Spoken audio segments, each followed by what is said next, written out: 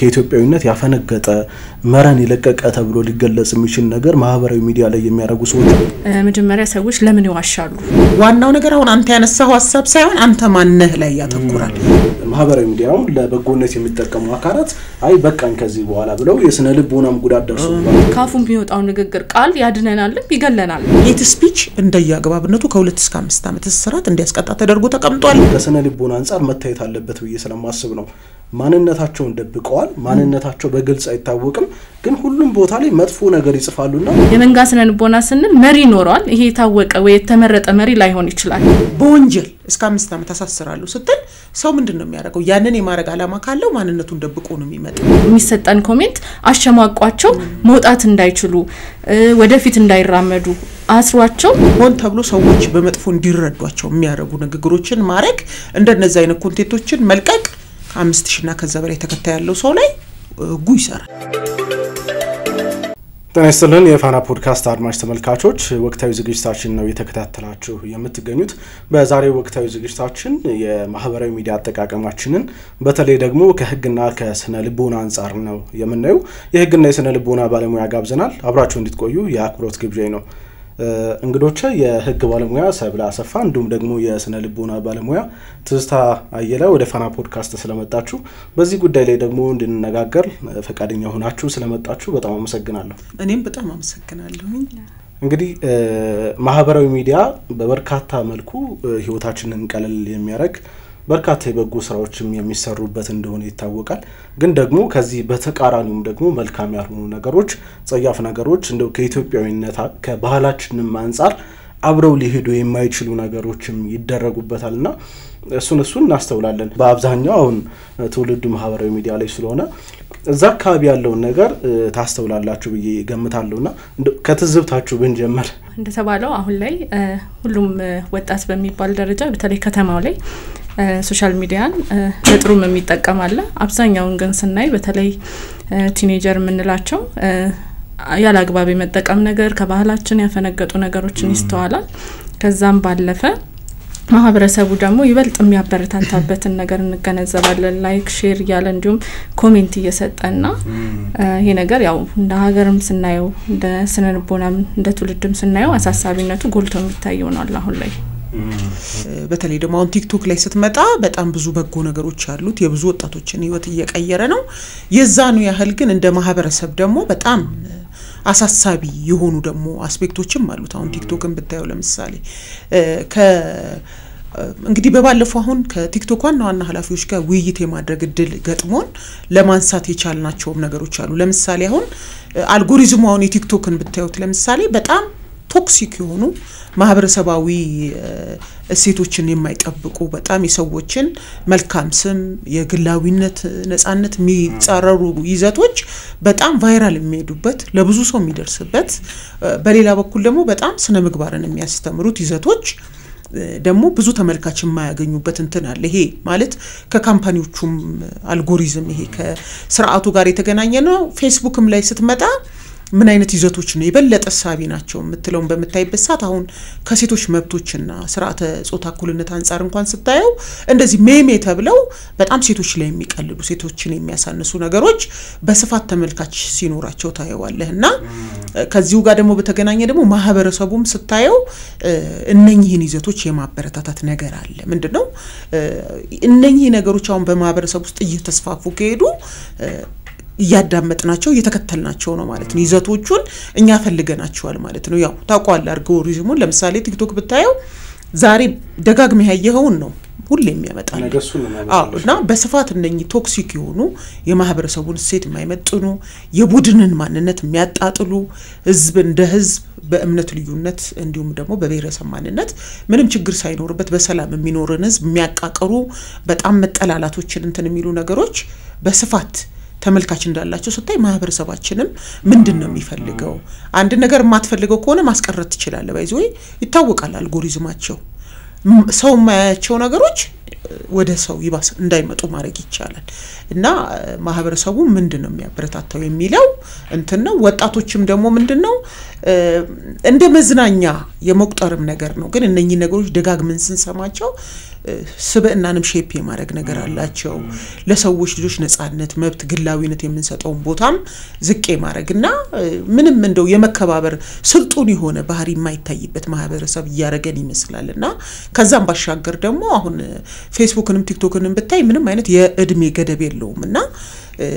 ቤተሰብ ባንድ ላይ ቁጭ ብሎ የሚያያቸው አንዳንድ ይዘቶች ልጆችን የማይመጡንም ይሆኑበት አግባብ አለና ብዙ ነው ኮንሰርኑና እነኚህ ነገሮች ደግሞ አሁን በጣም ኢመርጅ ያደረጉ ነገሮች አሁን በስፋት ኢፌክቱ ኢምፕሊኬሽኑ እየመጣ ተጽዕኖ እየመጣ ያለ ቢሆንም ህጎቻችን ደግሞ ቀድሞ የመውጣታቸው ነገርም አለ ምን ያህል ሬጉሌት ለማድረግ ችለናል ህጎቻችን አብረው እየሄዱ ነው ወይ እነኚህ ነገሮች ካላቸው ተጽዕኖ አንፃር በህግ በቂ ሽፋን አግኝተዋል ወይ ቴክኖሎጂውን የሚመጥን ፍትህ ስርዓት ሳለ ነው የሚለው ራሱ በደንብ እይታ የሚጠይቅ ነውና ቴክኖሎጂውን በየጊዜው ስለሚቀያየር በየጊዜው ይቀያየራል ህግ ያስፈልጋል በዛ ላይ ሰፊ ነው ግሎባል ነው ተደራሽነቱና ለምሳሌ አሁን ሜንስትሪም ሚዲያው ሬጉሌት የሚያደርግ ህግ አለ ኦፍ ኮርስ ዲጂታል ሚዲያውንም ሬጉሌት የሚያደርግ የሚመስል ህግ አለ ግን አሁን ከዚህ በጣም ሰፊ ነው በዚህ በአንድ ኢትዮጵያ ሚዲያ ኦቶሪቲ ብቻ አድሬስ ልታደርገው የሚችለው ነው ወይ ከነዚህ ኢንተርናሽናል ኮርፖሬሽኖቹ ጋር ከፌስቡክ ከቲክቶክ ከነ ኤክስ ጋርስ ምን አይነት ስራ ነው መሰራት ያለበት የሚለው ጋይድላይኖቻቸውን ራሱ ኮሚኒቲ ጋይድላይን አላቸው በነገር ላይ ከስተማይዝ እንዲያደርጉ ማድረግ ያስፈልጋል ዋናነት ምንድነው እኔም እንግዲህ ፖድካስት ላይ ነው የምንሰራውና ፖድካስት ላይ ስንሰራ እናንተ ካላችሁት ሐሳብ ጋር የሚጋራው አንድ ልጥፎች ላይ የሚሰጡ ከስለ የሚሰጡ አስተያየቶች ምንድነው ኢትዮጵያዊነትን የሚገልጹ ናቸው ወይ እንደው እኛ ኢትዮጵያውያን ሲባል ያለን የስነ ምግባር አለ ያለን ስነ ልቦና አለ ታሪካችን አለ ባህላችን አለ ግን ከነሱ የወጣ ነገር ኢትዮጵያዊነትን የኢትዮጵያዊነትን ልክ የማያሳይ ነገሮች ነው የምናየውና እንደው እነሱ ላይም በዋናነት ስለምናወራበት ነው ከዛ ውጭ ግን አንዳንዴ ምንጩ ያልታወቀ ወይ መነሻው ከሆነ ቦታ ይሆንና ማህበራዊ ሚዲያ ላይ ግን በስፋት የሚሰራጩ ነገሮች አሉ ያ ምናልባት ግለሰቦችን ተቋማትን ወይ ደግሞ ቡድኖች ላይ በቀጥታ አታክ የሚያደርግ ወይ በቀጥታ ደግሞ እነዛን ቪክቲም የሚያደርጋቸው ኢላማ የሚያደርግ ነገር አለና እንደው ይሄንን ጉዳይ ከስነ ልቦና አንፃር እንዴት ነው የምናየው ትዙ እሺ በጣም ጥሩ ጥያቄ ነው የተነሳው ምክንያቱም አሁን ላይ አሳሳቢ የሆነ ነገር ነው በጣም በአብዛኛው የሚሰራጭ የሚዘዋወር ነገር ነው አሰተኛ መረጃዎች ሰዎች ፖስት ያደርጋሉ ሌላው ደግሞ ተቀብሎ ሲያሰራጭና ያለንና ይሄንን ስንረዳ ከስነ ልቦናው አንፃር ስናይ መጀመሪያ ሰዎች ለምን ይዋሻሉ የሚለው ነው ማንሳት ያለብን በሁለት መንገድ ልናያቸው እንችላለን መጀመሪያ ላይ ፖስት የሚያደርገውና አካል እንዴ ከሚያሰራጨው በፊት ማለት ነው መጀመሪያ ለምንድነው ኔጌቲቭ ነገርን ፖስት ማድረግ ያልሞተውን ሞተ ያልተፈጠረን ግጭት ተፈጠረ ያልሆነ ነገር ሆነ ብለው የሚፖስቱት ስም ማጉደፍም ስም ማጥፋትም እንደዚህ አይነት ነገሮችን የሚፖስቱት ከምን አንግል ለሚለውን ስንመለከት የመጀመሪያው ነገር ያው ሶሻል ሚዲያ ምቹ ነው ማንነትን ሳይገልጽ ስምን ፊት ሳይታይ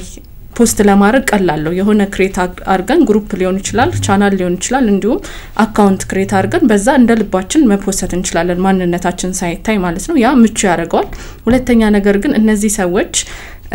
ስነልቦናዊ ማንነታቸውን ዞር ብለን ብናይ ለውስጣቸው ያላቸው ሰላም ከራስ ጋር የሚጋጩ የሰዎችን ኢምፓቲ የሌላቸው ለምሳሌ በስነልቦናው ሳይንስ በአብዛኛው ሳይኮፓት የምንላቸው አንቲ ሶሻል ፐርሰናሊቲ ያላቸው ናርሲስቲክ የምንላቸው እነዚህ ፐርሰናሊቲ ዲስኦርደር ያለባቸው ሰዎች እንደዚህ አይነት ነገር የማረክ ቴንደንሲያቸው በጣም የጨመረ ነው ማለት ነው ሼር የማረክ ፖስት የማረክ ነገር ደግሞ እነዛኞቹ ደግሞ ተቀብለው ይሄን መረጃ ሲያሰራጩ የመጀመሪያው ነገር ዲጂታል የሆነ ዊልቢንግ አለማወቃቸው ወይም ደግሞ ማህበራዊ ሚዲያን አጠቃቀም ላይ እውነት ነው አይደለም ብለን አንመረምርም አብዛኞቻችን ይሄ አንደኛው ተጽዕኖ ነው ሁለተኛ ነገር ደግሞ በጣም ታዋቂ የምንላቸው ሰዎች ፌመስ የምንላቸው እንዲሁም ደግሞ ኢንፍሉዌንሰር የምንላቸው ሰዎች ፖስት ካረጉት በቃ ልክ ነው እንላለን ማለት ነው ሌላኛው ደግሞ ተጽዕኖ ፈጣሪ ሰዎች ከለጠፉት ተጽዕኖ ፈጣሪዎች ለምሳሌ በቲቪ ምናቃቸው አክተሮች ሊሆኑ ይችላሉ ቲክቶከሮች ሊሆኑ ይችላሉ እነሱ ፖስት አረጉት ማለት በቃ ልክ ነው እንላለን እንጂ መረጃው ትክክለኛ ነው ወይ እውነት ተከስቷል ላይ ብለን የመመርመር ነገር አይኖርንም ሌላው ደግሞ ሁሉም ሶሻል ሚዲያ ላይ ከተቀባበለም እንደ እውነት የመቁጠር ነገር ይኖራል ማለት ነው ላይኩን ሼሩን እየታየ ሰዎች ስነልቦናቸው ላይ ወይም ደግሞ ይሄ አስተሳሰብ ላይ ተጽዕኖ ያኖራል ማለት ነው ግን በአብዛኛው ስናይ አሁን እንደዚህ አይነት ፖስት የሚያረጉ ሰዎች እንዳልኩት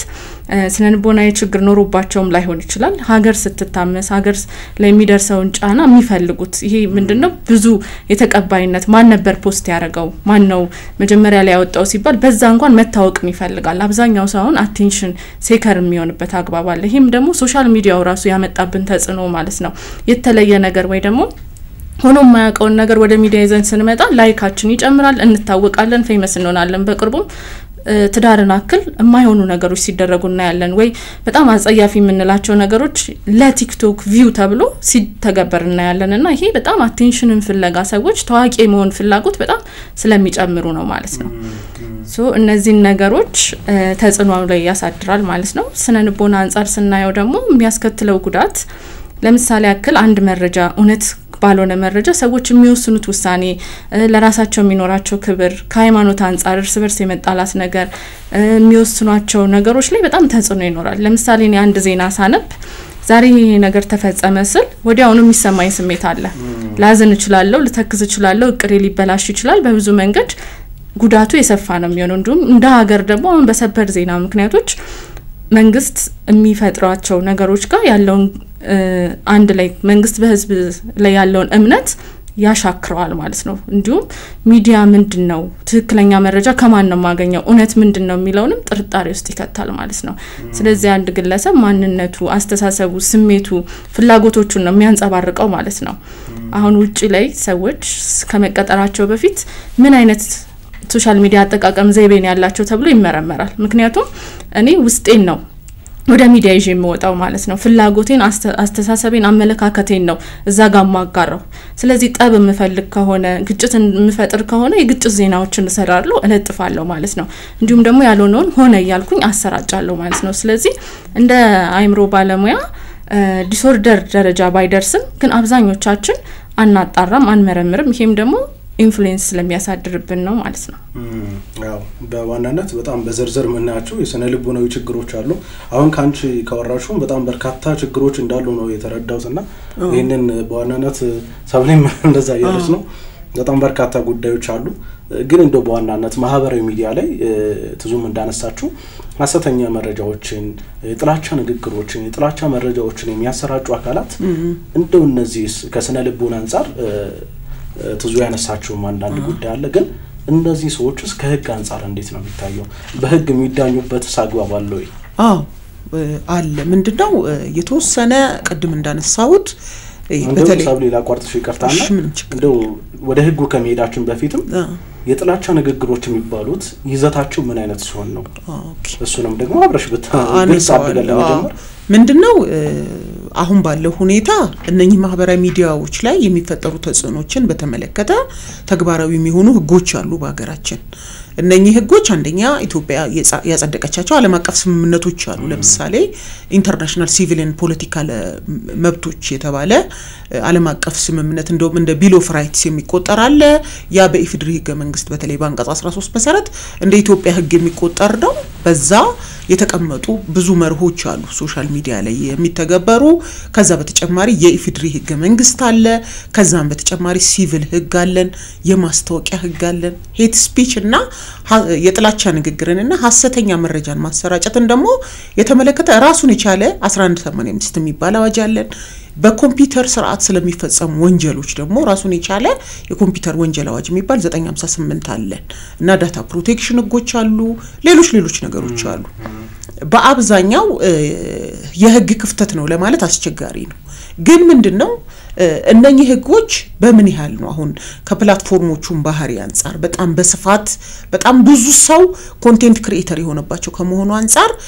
ህጎቹ ምን ያህል ተደራሽ ሆነዋል የማስፈጸም አቅምስ የሚለው ያው በኋላ ምን መጣበት ነው የሚሆነው አንድ ሰው እንግዲህ ማህበራዊ ሚዲያ ሲጠቀም ይሄ ሳይበር ኢንቴሊጀንስ ይፈልጋል ማለት ምንድነው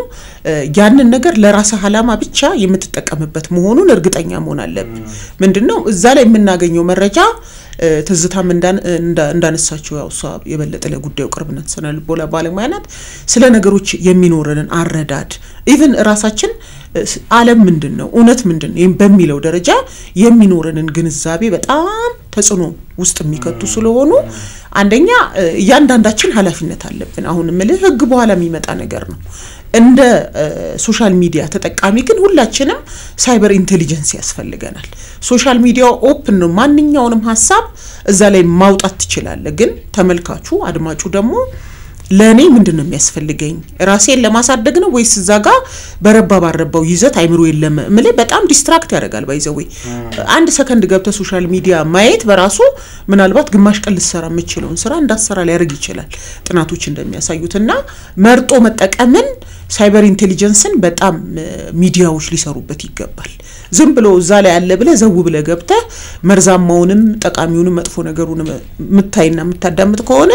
ህጉም መመለህ ሊረዳህ አይችልምና አንደኛ በማህበራዊ ሚዲያ ከሚፈጠሩ አሉታዊ ጎኖች አንፃር ኃላፊነት ያለበት ማህበረሰቡ ራሱ ነው እንግዲህ ዋናው ነገር ችግሩን ሲደርስበት ነው የመፍትሄው 50% ነው ይባላልና ማህበረሰቡም እንደ ማህበረሰብ አብዝቶ የሚከተለው የሚያበረታታው ምንድነው አሁን ይሄ ነገር ታቃለ በሚኒስትሪ ሚዲያውም ላይ ያለ ብዙ ጊዜ ማነሳው ነው ሬዲዮ ላይ ለምሳሌ ብትመጣ በጣም እንወዳቸው ፊሎሶፊካል አይዲያ ትውልድ የሚያንጹ ፕሮግራሞችን ስፖንሰር የሚያደርግ የለም ዋዛ ፈዛዛ የሆኑትን ደግሞ በወረፋ ስፖንሰር ሲያደርጉ ታያል ሶ እነኚህን ይዘቶች እንዲህ ሐሳሳቢ ሆኑብንን አንዳንዴም እኮ ሀገር የሚፈርስኩ ይመስላል እኔ ያው በአንዳንድ ወቅት በሁለት ሃይማኖቶች ምናምን መካከል ያለውን እንትን ስታይ ማዳመጥ ሁሉ ፈራለሁ እኔ ሰምታይምስ ማለት በሃይዋ የለም ወይ እስከምትል ድረስ ሀገር የሚፈርስ እስኪመስል ማለት ነው እነኛን ነገሮች ግን ማህበረሰቡ ተቀባይ ብቻ ሳይሆን ነርቸር ያረጋቸው ነው የሚገርም እነሱን ነገሮች የማበረታታት ነገር አለ ለምን ሁሉ ነገር የሚሰራው በፎሎ ላይክ ኤንድ ሼር ነው አይደለም ያንን ባለማድረግ ዲስከሬጅ ማድረግ እየተቻለ ግን እንደውም ጥሩ ኮንቴንት ያላቸው ልጆች ራሱ ተገደው ወደ ብልግና እንዲመጡ የማድረግ ነገር አለና አንደኛው ሌላኛው ኃላፊነቱ ማህበረሰቡ ላይ ነው ከዛ ውጪ የጥላቻ ንግግርና የሐሰተኛ ጥላቻን እንዲሁም ሐሰተኛ መረጃን በተመለከተ ለመከላከል ይወጣ በጣም ጥሩ አዋጅ ቁጥር 1185 አለ በዛ መሰረት ሄት ስፒች የሚባለው አንድን ቡድን በማንነቱ ለምሳሌ በጾታ ማንነቱ በብሔር ማንነቱ በቋንቋ በተለያየ እንትን መነሻ አድርገክ ጥላቻ እንዲፈጠር ሰዎች በተሳሳተ መንገድ እንዲረዱት ብቻ ሳይሆን ለጥቃት በሚያመች መልኩ ሌብል ያደረክ ፖርትሬ ማረክ የተሳሳተ ኢሜጅ መፍጠር የጥላቻ ንግግር ተደርጎ ተቀምጧል ከዛም በተጨማሪ የተሳሳተ መረጃ መልቀቅ ከ2 አመት እስከ 5 አመት እንደሚያሳስር ተመልክቷል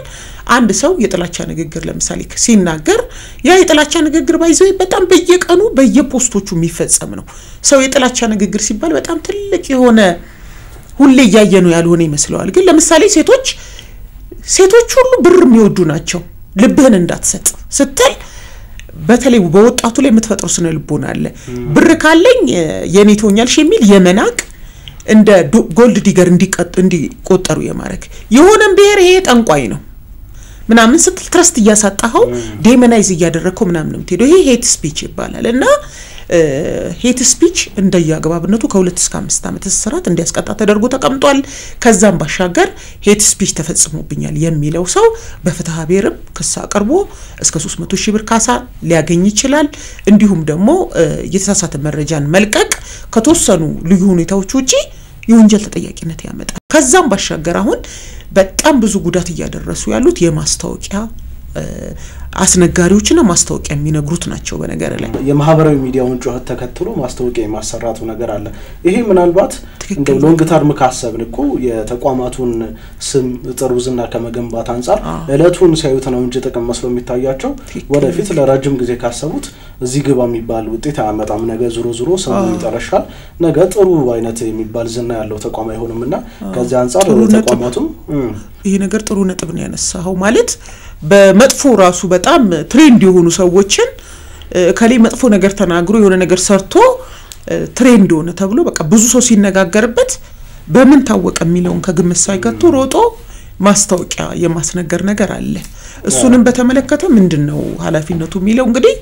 ይሄ ማስታወቂያ አዋጁ አለ እነኚህ ነገሮች ይሸፍናሉ የሚለውን እናየዋለን ግን በጣም ወሳኝ ነገር ነው ያነሳው መጥፎ ትሬንድ ነው ይሄ ራሱ ተቋማቱ የሚጠቅም ነገር ስላልሆነ ተቋማቱ ብራንዳቸው ምንድነው የሚለውንም የሚያሳይ ነው ኦፍኮርስ ማስገባት እንዳለባቸው ነው እንግዲህ የሚሰማኝ ሰብዳንቺ የሚደጋራሹ ሐሳብ ነው ከዛው ውጭ ግን ማህበራዊ ሚዲያ ላይ በዋናነት የምናየው የጅምላ የሚመስል ፍርድ የደቦ የሚመስል ፍርድ ደግሞ እንመለከታለን አንድ አካል ማህበራዊ ሚዲያው ላይ አጀንዳ ሲሆን በዛኛው ሳይድ ወይ በዛኛው በኩል ያለውን ነገር ሳይሰሙ ይሄኛውን ብቻ ይዘው የመጓዝ ነገር አለ ይሄ ምናልባት ብዙዎችን የበጎ ስራ የሚሰሩ ማህበራዊ ሚዲያውን ለበጎነት የሚጠቀሙ አካላት አይ በቃን ከዚህ በኋላ ብለው የስነ ልቦናም ጉዳት ደርሶባቸው ከዛ ተግባራቸው ገለል እንዲሉ ብዙ ጥበብ ባለሙያዎችም ደግሞ ከጥበብ ገለል እንዲሉ ያን ስነ ልቦና ችግር መቋቋም አቅቷቸው እንደዛ አይነት ነገሮችን እናያለንና እንዲሁ እስከ ስነ ልቦና አንፃር ምን ታያለሽ ትዝታ አሁን እዚህ ጋር የመንጋ ስነ ልቦና የሚባል ነገር አለ ማህበራዊ ሳይኮሎጂስቶች ወይም ደግሞ የስነ ልቦና ባለሙያዎች የሚያጠኑት ማለት ነው ምንድነው የመንጋ ስነ ልቦና የምንለው አንድ ሰው አውቆትም ሊሆን ይችላል ሳያውቀው በመንጋ ውስጥ ራሱን ያገኛል እና መንጋው ለጥሩም ሊሆን ይችላል ለመጥፎ ሊጠቀመው ይችላል እና የመንጋዎችን ባህሪ ስናይ ለምሳሌ ምንም አይነት መረጃ ቢሆን ከማጣራት ኢሞሽናል የመሆን ነገር ወዲያው በቃ መሪው ከተከተለኛም ያንን ነው የምንከተለው እንዲሁም ደግሞ ኢምፓቲ የሚባል ነገር ፍቅር የሚባሉ ነገሮች አይኖራቸውም በአብዛኛው መንጋን ስናስብ ወይም ደግሞ የመንጋ ስነ ልቦና ውስጥ ራሳችንን ስናገኝ ለጥሩ ነገር ሳይሆን በአብዛኛው ለመጥፎ ነገር ነው የምንጠቀመው ስለዚህ አሁን ለምሳሌ አንድ ሰው ራሴን ለማጥፋት አስባለሁ ወይም ደግሞ ጥሩ ስሜት እየተሰማኝ አይደለም ብሎ ፖስት በሚያደርግበት ሰዓት ከስር ገመድ ልስጥሽ ወይ በረኪና ተጠጭ ወይ ሐሳብሽን እንዳቀይሪ እንላለንና ይሄንን ለምንድን ያደርግነው ብለን ስናስብ ከበፊት ጀምሮ ወይ የመጀመሪያ ኮማች እኛ ላንሆን እንችላለን አንዱ ሰው ኮሜንት ከሰጠ እኛም የመከተል ማለት ነው መንጋውን የመከተል እንደዚህ አይነት ስነ ልቦና ውስጥ ያለን እንደ ሀገር አሁን ብዙ ጊዜ ይስተዋላል የመንጋ ስነ ልቦና የምንላቸው ነገሮችና ማን ነው ምንድነው ምን ያደረስኩ ነው ይሄን ነገር ሐሳብ ሰሰጥ ሼር ስል ላይክ ስል ወይም ደግሞ እንደዚህ አይነት ነገር ፖስት በማድረግ ምንድነው የሚሰማው ሌላኛው ብሄር ምን ይሰማዋል ሌላኛው ሃይማኖት ላይ ወይም ደግሞ ሌላኛው ፖለቲካ ውስጥ ያለው አካል ምንድነው ሊያመጣብኝ የሚችለውን ብለው አርቀው አያስቡም ማለት ነው ሌላኛው ሁለት የተቃረነም ነገር ሊያረጉ ይችላሉ ለምሳሌ ሁሉ ሰው እኩል ነው ይሉና ግን የራሳቸውን ብሄር የራሳቸውን ሃይማኖት ከፍ ሊያረጉ ይችላሉ ስለዚህ የመንጋ ስነ ልቦና ስንል መሪ ኖሯል ይሄ ታወቀ ወይ የተመረጠ መሪ ላይሆን ይችላል ምንድነው እኛ በዛ ውስጥ ነው የምናልፈው እነሱ የሚያረጉትን ነገር እንከተላለን ማለት ነው አናጣራ ልክ መጀመሪያ ላይ እንደተናገርኩት ፎሎ የምናረጋቸው የምንከተላቸው ሰዎች አሉ ስለዚህ በለው ይሆናል ማለት ነው የሆነ መረጃ ሲመጣ ከምን አንግል ነው እውነት ነው ወይ ብሎ ከማጣራት ይልቅ ማጆሪቲ የተስማማበትን ልክ ማራገብ ንብዋ እንዴት ነው አሁን ቀፎን ስናስበው አውራዋ ካለች ሁሉም ነው አይደል የሚከተለው ልክ እንደዛ ማለት ነው የማይጠቅም እንኳን ቢሆን ያንን ነገር እውነት አስመስሎ የመናገር ነገር ይኖራል ማለት ነው ስለዚህ አብዛኛው የመንጋ ስነ ልቦና ስንከተል እንዳልኩት ሀዘኔታ ኢምፓቲ የምንለው ነገር ለሌሎች ማሰብ አይስተዋልም ከዛ ባለፈ ደግሞ ይሄ ራስን የመግዛት ነገር ለምሳሌ አመዛዝኖ መወሰን መረጃዎችን መሰብሰብ ምን ሊከሰት ይችላል የሚለውን ነገር አናይም ማለት ነው አሁን ላይ በተለይ በአገራችን የሆነ ሰው መጥፎ ስራ እንኳን ሲሰራ ሁላችንም መውገር ነው ተነስተን ማለት ነው ለማስተማር ወይ ደግሞ ይሄ ነገር ሳያቅ ነው እንደዚህ ያደርገው ብለን ከህግም አንፃር ወይ ወደ ህግ ከማቅረብ ይልቅ መቀባበል ነው የምንወደው ፖስት ማድረግ መስራት እዛ ነገር ላይ ቪዲዮ መስራት ነው አብዛኞቻችን ይሄው ቲክቶክም ላይ የምናየው ነገር ነው ለምሳሌ አንድ ሙዚቃ ከመጣ ለምሳሌ አሁን ሰሞኑን የህፃናት ሙዚቃ መጥቷል አይደለ ከታዋቂ አንስቶ እስከ ሁሉም ሰው ወጣቱም ሁሉም ነገር በዛ መስራትን ይፈልጋል መንጋ ማለት ልክ እንደዚህ ነው የሆነ ነገር ከመጣ መከተል እንጀምራለን ማለት ነው ስለዚህ አብዛኞቻችን በዛ ውስጥ ስለምንኖር ነው ሌላው ሳይበር ምናደርስ አለን ሳይበር ቡሊንግ የምንለው ማለት ነው ከዚህ ጋር የሚነሳ ማለት ነውና ሳይበር ቡሊንግ ጋር ስናነሳ ያው ኢምፓቲ ስለማይኖር ሰዎች ስለሚሰጡን ኮሜንት ስለሚያደርሱብን ተጽኖ ምንም አይነት መረጃ አይኖራቸውም ወይም ደግሞ ስለኛ አያስቡም ማለት ነው ግን በተቃራኒው እኛ በዛ ውስጥ ተጎጂ ሆነን ደግሞ ስናልፍ አንደኛው ተጽኖ የሚሆነው በዛ ስራችን እንቀጥላለን ከማስተማር ይልቅ የበለጠ እንገፋበታለን ማለት ነው ለምሳሌ አንድ ሰው ሳይሰርቅ ወይ ደግሞ የመስረቅ ሙከራ አድርጎ ሌባ ብለን ስያሜ ከሰጠነው ምንድነው የሚያደርገው በቃ ስሜ አንዴ ጠፍቷል ስለዚህ ልቀጥልበት ይላል ማለት ነው ማህበረሰቡ ከማነጽ ከመመለስ ይልቅ በመንጋ ስለሚወግረው በዛው ይቀጥላል ማለት ነው ከመማር ይልቅ ሌሎቹ ደግሞ በተቃራኒው ተሰብረው የሚቀሩ አሉ ለምሳሌ የሞከር ያሉ ስራዎች ይኖራሉ የሚሰጠን ኮሜንት አሸማቋቸው መውጣት እንዳይችሉ ወደፊት እንዳይራመዱ አስሯቸው ራሳቸውን አይሶሌት አድርገው በቃ ሶሻል ሚዲያ ጋር የተባለ ነገር አልደርስም ይሄን ስራ ማቆም አለብኝ የሚሉ አሉ ስለዚህ ተጽኖ ቀላል አይደለም ማለት ነው ስነ ልቦናዊ ተጽኖ ሰብሊ አንቺም መታይ ይመስለኛል የሚሰጡትን ሐሳቡ መስጫ ሳጥን ላይ የሚቀመጡ አስተያየቶችን እነዚህ አስተያየቶች ምናልባት ከህግም አንፃር የሚታይበት የሆነ ነገር ካለ አንድ ነገር ብትይ በጣም አሪፍ ነው። ምን መሰለ በጣም አሁን ማህበራዊ ሚዲያውን አሁን ትዝታ እንዳለችው ይሄ መንጋ ሐሳብ የሚለው እንዳለው ነው ደግሞ ሐሳቦች አይደለም የሚተቹት ይገርማል። ዋናው ነገር አሁን አንተ ያነሳው ሐሳብ ሳይሆን አንተ ማንነህ ላይ ያተኩራል። ማንነት ተኮር ይሄ ኤፒስቴሞሎጂካል ቫዮለንስ የሚባል ነገር አለ። አሁን እኔ የተናገርኩት ነገር በጣም ብዙ ስድብና ውርጅብኝ ያደርሶብኝ እህቴ ትዝታ ስትናገረው ግን እንደዛ ላይ ያደርስ ይችላል። እዛ ላይ ያሉ በብሔር በእምነት ኢቭን በጾታ በሚገርም ሁኔታ ከባድ የሆነ ዲቪዥኖች አሉ። በቃ ማለት ሰዎች አሁን እሷ እንዳለችው የሆነ መሪ ይኖራል እሱን ነው የሚከተሉት ብላለች። ትክክል ናት። መሪዎቹ ግን ደግሞ በሐሳብ ወይም በበጎ ነገር ይላቁ አይደሉም። በአንድን ቡድን በብሔር ወይም በእምነት ወይም በጾታ ጥላቻም ያሰባሰቡ ሰዎች ናቸው የሚገርም። ስለዚህ አንድ ነገር ሲመጣ ራሱ ሰው የሚጠብቀው እነዛን ሰዎች ነው። እነዛ ሰዎች ደግሞ እውነታውን ከራሳቸው ብሔር ወይም አጌንስት በሚጠሉት ብሔርና ሃይማኖት አንፃር ነው የሚተረጉሙትና ከባባድ ጦርነቶች ሲካሄዱ ታያለ። በቃ በጎራ ማለት ነው። እነዛ የጎራ ጦርነቶች ግን ሀገርን በሚጠቅሙ ትውልድን በሚያንጹና ነጋችንን ጥሩ በሚያደርጉ ነገሮች የተቃኙ አይደሉም። እንደውም ይሄን ምናልባት በዴይሊ ላይፋችን ስናየው የላላም ይመስለንን የብሔር ራሱ አሁን አይነት እንትኑ የላላ ሰላም ያገኘን ይመስላል በተወሰነ እንትንና እነኚህ ልዩነቶች ግን ማህበራዊ ሚዲያ ላይ እንዲሰው ሆነው ሲሄዱ ታያቸዋልና ይሄ መንጋነት እንትኑ ብቻ ሳይሆን መንጋነቱ መጥፎ በጣም አንድነታችንን የሚሸረሽሩና ወደ ባሰ ልዩነት የሚያመሩ ነገሮች ላይ ነው። ከዛም ደግሞ ሌላ አንዳ ሬጉሌትድ ያሉ ይዘቶች አሉ። ለምሳሌ ቲክቶክ ላይ ካፕል ኮንቴንቶች አሉ። አሁን እንደምታውቀው እንግዲህ አሁን በቅርብም የአዲስ አበባ ወሳኝ ኩነት ያወጣው ዳታ አለ። እንደ ሀገር ቤተሰብ አሁን ጋብቻ የሚባለው ነገር በጣም አደጋ ውስጥ እየገባ ያለበት ነው። እኔ እንደው ብዙ ነገራችን ዳታ የለንም ጥናት አልተሰራበትም እንጂ ጥናት ቢሰራበት በተለይ የቲክቶክ ኢምፓክት ብዙ ይመስለኛል ፍቺ በመጨመር ረገድ ለምን ሚሊዮን በመናይበት ሰዓት ካፕል ኮንቴንቶቹን ብታይ ባልና ሚስት ሆነው የሚሰሩትን ሌላ ሪያሊቲ ነው የሚያሳዩት። እኔ አሁን ለምሳሌ ትዳር ውስጥ ነኝ 15 አመት ትዳር ውስጥ ኖር ያለው ጥሩ እግዚአብሔር ይመስገን ደስ የሚለኝ ትዳር የልጅነት ትዳሬን ሞደው ነው አቋሉ የትዳር ህይወትን ማለት ነው። አሁን እነሱ እንደሚገልጹት ግን አይደለም። ትዳር ጥሩ ትዳር ነው ምለውም ውስጥ ሁሌ ለምሳሌ ሁሌ ወንዱ ሁሌ ገንዘብ እንዳለው ሁሌ ለሚስቱ አበባ እንደሚሰጥ ሁሌ ወርቅ እንደሚሰጥ ሁሌ በሬ እንደሚያርድ ነው ማመን የሚያቀት አይነት ማለት ነው ተደርጎ ነው የሚሳለው። እዛ ቲክቶክ ላይ ተቆነ ሴቷ ሁሌ የሚደረግላት ሁሌ ደግሞ ወጥ እየሰራች ከዛ ደግሞ ሜካፕ ተቀብታ ደግሞ አምራ የምትገኝ ማለት ከዛ ደግሞ አሁን የውጭ ሀገሮቹን ካፕል ኮንቴንት ብታይ ኤቭሪቲንግ እጭ ሲላት ሊታይ ይችላል ሲጣሉ ይታያል ፕሮብሌሙ ሶልቭ ሲደረግ ይታያል። እና ምን ያረጋ ከታች ያሉትን ኮሜንቶች ያያችሁ ካፕል ኮንቴንቶቻችን ስር እንደው ምናል የኔን ባል በደፋው ብለው ነው የሚጽፉት። ባሎቹም ደግሞ አሁን እኔም አግብቻለሁ በያስባለሁ ምናምን እየተባለ ያገቡትን ከማደባበር ባለፈ ከታች የሚመጡትን ወጣቶች ደግሞ ኤክስፔክቴሽን ያዛባው ነው። እዛ ላይ የሚታዩት ካፕል ኮንቴንቶች ዛትስ ኖት ሪል የጋብቻ ህይወት ማለት ነው። ጋብቻ ብዙ ፈተና ያለበት ወንድም ደግሞ እንደሰው ደግሞ በዚህ ዘመን ኢኮኖሚው ኢንፍሌሽኑ ይታወቃል በጣም በብዙ የተቸገረ ልትረዳው የሚገባ አንዳንዴ አዝኖ ደክሞ የሚመጣ እንደውም ቤት ውስጥ ሆነ መደግፈው አይነት ነው ለመደጋገፍ ነው እንጂ አንዱ ሁሌ አቅም ኖሮት አንዱ እንትን የሚልበት አይደለምና ሴቶቹም ደግሞ በላይፍ ስፓናችን የተለያየ እንትን አለ። ሁሌ ቀጭም ሆነ የለም ሁሌ ወፍራም ሆነ የለም እርጉዝ ሆነ አለ መውለድ አለ ብዙ ማንነቶች ነው ያለን እና ቦዲ ኢሜጅ ራሱ አሁን ምን አይነት ሴት ናት ቆንጆ ሴት የሚለው ላይ ራሱ ከታች የሚመጡትን ሴቶች የሚያሸማቅቅ አይነት ዲፊኒሽን ነው ፕሮሞት የሚያደርገው ማህበራዊ ሚዲያ ላይ የሚታየው ነገር ሁሉ ልክ አይደለም። ስለዚህ ማህበራዊ ሚዲያን የሚከታተሉ ሰዎች ኤክስፔክቴሽናቸው ወይ ደግሞ ቀድሞ የሚጠብቁት ነገር በዛ መልኩ ስለሚሆን ይሄ ነው ትልቅ ችግር የሚፈጥረውና ሳብሊ እንዳነሳሹ ይሄ ነገር ከስነ ልቦና አንፃር በደንብ የሚታይ ይመስለኛል። አዎ እንደተባለው አሁን ለምሳሌ አንድ ሰው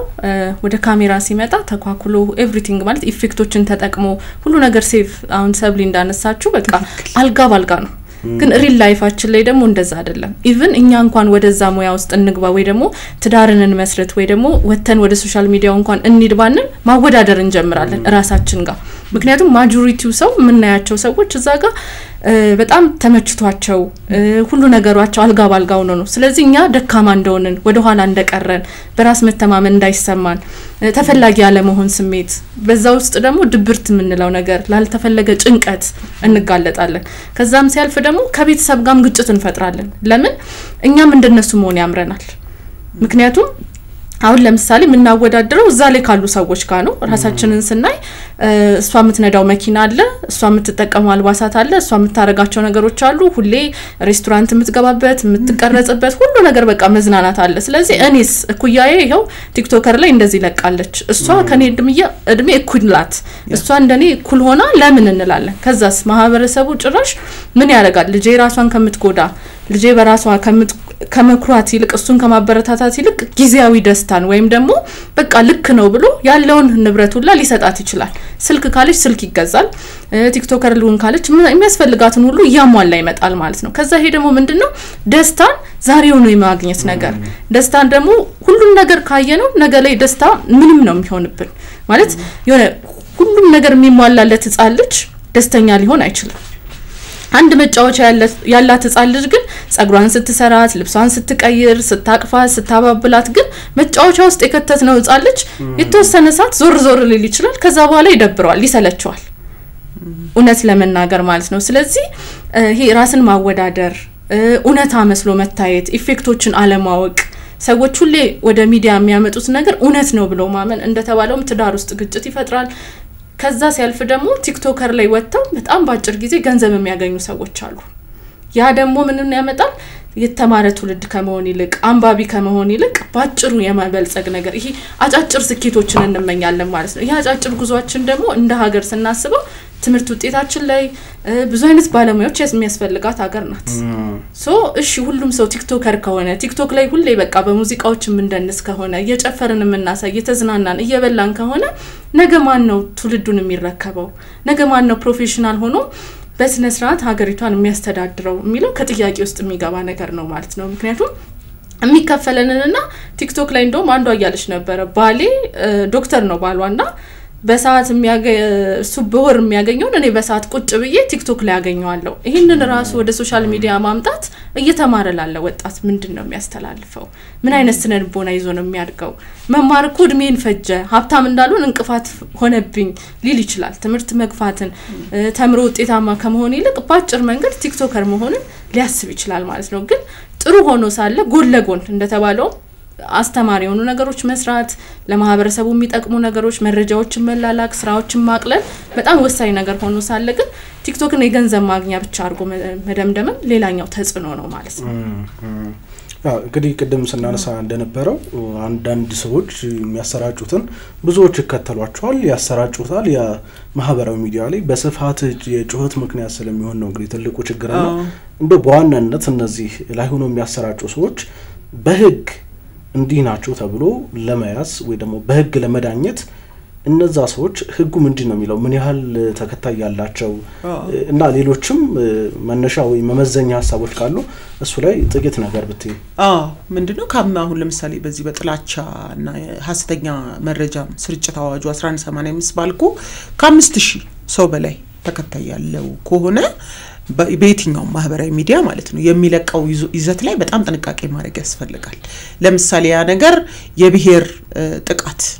ጾታን መሰረት ላደረገ ጥቃት ወይም ደግሞ ሌሎች የተለያዩ ማንነቶችን መሰረት ላደረገ ጥቃት የሚያነሳሳ ሰዎች ላይ ጥላቻን የሚፈጥር ሆን ተብሎ ሰዎች በመጥፎ እንዲረዷቸው የሚያረጉ ንግግሮችን ማድረግ እንደነዛ አይነት ኮንቴንቶችን መልቀቅ 5000 እና ከዛ በላይ ተከታይ ያለው ሰው ላይ